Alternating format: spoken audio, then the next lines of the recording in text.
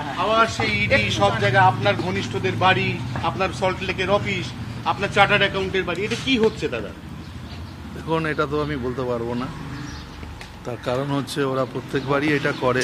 Election যখন আসে তখন বিশেষ করে যারা পার্টিতে অ্যাক্টিভলি কাজ করে তাদের বাড়ি, অফিস এসব জায়গায় যায়। আজকেও আমার অফিসে গেছে, রেস্টুরেন্টে গেছে, তা গেছে, ওরা ওদের কাজ করছে, করুক।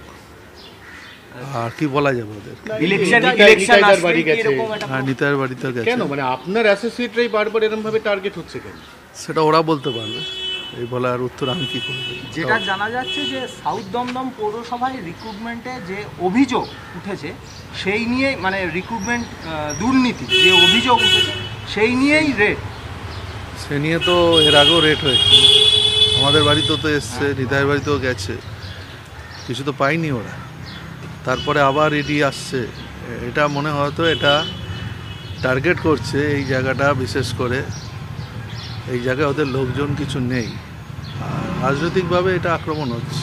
না, পুজোর আগে যেরকম মহালয়া, তেমনি ইলেকশনের আগে তার মানে কেন্দ্রীয় এজেন্সি তাহলে ফিক্স হয়ে গেল। আপনারা বুঝতে পারছেন, আমার থেকে আপনারা বেশি জানেন, আমিও জানি কেন এটা হচ্ছে, সেটা বুঝতে পারছি আমিও।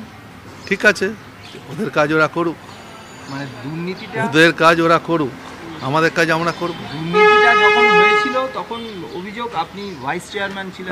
ছাড়ুন না, সে তো দুর্নীতি অনেক কিছু বলেছে, প্রমাণ থাকতে হবে তো। আমি আপনার নামে বলে দিলাম দুর্নীতি করেছে, আর এখানকার মানুষ জানে সব থেকে বেশি, আমার সার্টিফিকেট এখানকার মানুষ। বিভিন্ন বিষয়ে ভিডিও পেতে চ্যানেল হিন্দুস্তানের ইউটিউব চ্যানেল সাবস্ক্রাইব করুন www.youtube.com/channelhindustan।